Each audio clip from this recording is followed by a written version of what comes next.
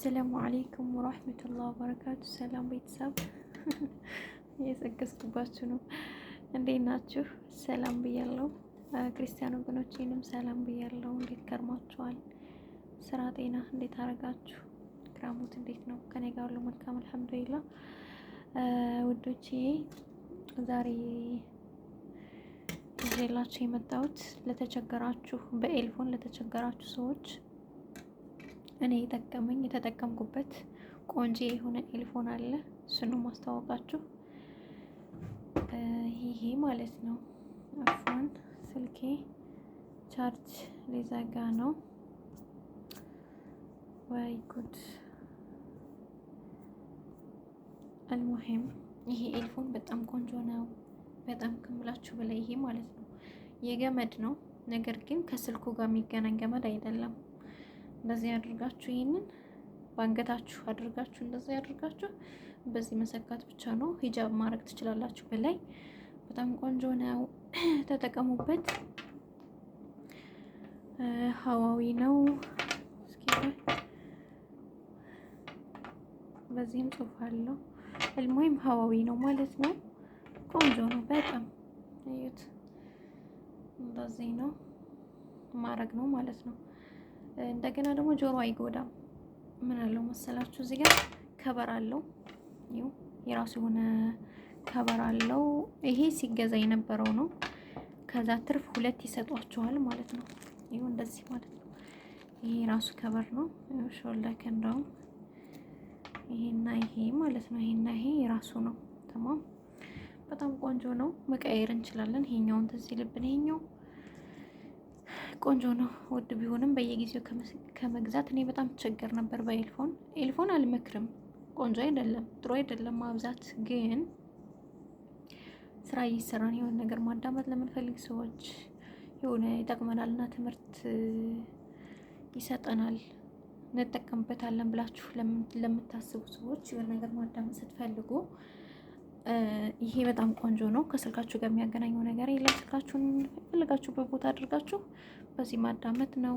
ሲቀጥል ደግሞ ይሄ መሀል ላይ ኦኬ፣ ይሄ ማቆሚያ ነው ማለት ነው። አሁን የሆነ ነገር እያዳመጣችሁ ከሆነ ያቆምላችኋል። ስልክ ከተደወለ ይሄ ያነሳላችኋል። መካከለኛው ማለት ነው።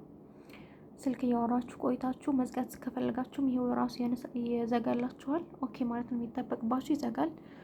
እዚች ጋር ደግሞ የድምጽ መቀነሻ ነች። ይሄ ደግሞ መደመሩ ይሄ የድምጽ መጨመሪያ ነው ማለት ነው። ይጨምራል፣ ይቀንሳል። ተማም ኦዶም ቢሆን ምንም ቢሆን ይሄ ይጨምራል፣ ይሄ ይቀንሳል፣ ይሄ ያቆማል፣ ይዘጋል። ምንም ቢሆን ማለት ነው። በጣም ቆንጆ ነው። ስልካችሁ ጋር ለምሳሌ እጃችሁ ውሃ ከሆነ ወይ የሆነ ነገር ከሆነ በዚህ መጨረስ ትችላላችሁ ማለት ነው። በእነዚህ አልሙሂም በጣም ቆንጆ ነው። ለተቸገራችሁ ሰዎች ያው ያሳርፋል ብዬ ነው።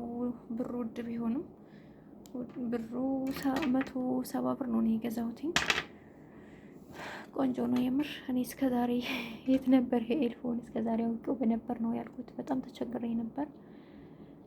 ትንንሾቹም ብዙም አይደሉም። ለምን ምን ብለን ወጥታ አድርገን ሆነ ቦታ ነው የምናስቀምጣቸው፣ በዛው ይጠፋሉ። እኔ ሁለት ኤልፎን እንደዛ እንትን ብሎብኝ ነበረ። አልሙሂም ተጠቀሙበት። በጣም ቆንጆ ኤልፎን ነው። ይቆያል፣ ወላሂ ይቆያል። እኔ አሁን ስንት ወሩ መሰላችሁ? 10 ወር እንደዛ ይሆነዋል። 10 ይሆነዋል ብቻ ከ6 ወር በላይ ሆኖታል። በጣም ቆንጆ ኤልፎን ነው። በጣም ረዥምም አይባልም። ይኸው በቃ ይሄ ነው አይደለ? እንደዚህ አድርጋችሁ ታደርጉና ሂጃብ ማድረግ ነው። ሂጃብ አድርጋችሁ ይሄ በውስጥ ነው እንደፈለጋችሁ መጠቀም ትችላላችሁ ማለት ነው። መቀነስ መጨመር በጣም አሪፍ ነው። ተጠቀሙበት። እኔ ጅዳ ነው የገዛሁት። ታገኛላችሁ ማለት ነው። ፎቶውን አስቀምጥላችኋለሁ።